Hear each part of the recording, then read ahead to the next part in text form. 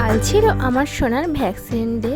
তো আজকে সকাল থেকে ও একটু ঝিমিয়ে আছে, কারণ যেহেতু কাল ভ্যাকসিন হয়েছে শরীরটা একটু খারাপ আছে। তো আজকে হচ্ছে সকাল থেকে দেখতে পাচ্ছ বাবার কোলেই ঘোরাঘুরি করছে। তো আমি এই সুযোগে ভাবলাম ঝটপট করে ঘরের কাজগুলো সেরে নিই।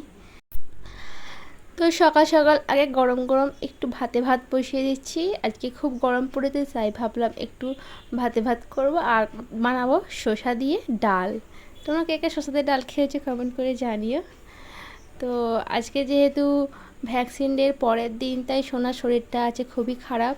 তো আমি ভাবলাম প্রথমে ওকে একটু স্নান করিয়ে দিই। তো দেখতে পাচ্ছ ও আজকে প্রচণ্ড কান্নাকাটি করছে, যতটা সম্ভব সামলে রাখার চেষ্টা করছি। আর এই ভিডিও ক্লিপটা কিন্তু আজকের না, এই ভিডিও ক্লিপটা 2-1 দিন আগেকার, কারণ এই অবস্থায় ওকে আমি টাইম একদমই দেব না।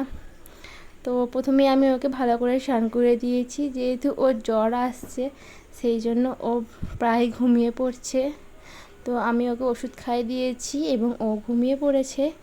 আর এদিকে আমি ওকে একটা ছোট্ট টিপ পরিয়ে দিচ্ছিলাম।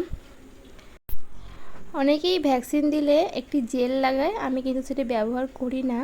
আমি ঠান্ডা জল দিই আর ওকে প্যারাসিটামল খাওয়াই, এতেই ওর ব্যথাটা চলে যায়। আমি এই প্যারাসিটামলটা ইউজ করি, যেটা আমাকে ডাক্তার রেকমেন্ড করেছে। তো দেখতে পাচ্ছ ঘুমিয়ে পড়েছিল, আমি শুয়ে দিয়ে বাইরে গেছি। তো এসে দেখছি ও নিজেই এইভাবে পাশ ফিরে গেছে।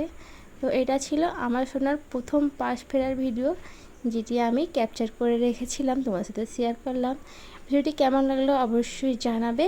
আর তোমরা তোমাদের বাচ্চাকে কীভাবে ভ্যাকসিন সামলাও কমেন্ট করে জানাবে।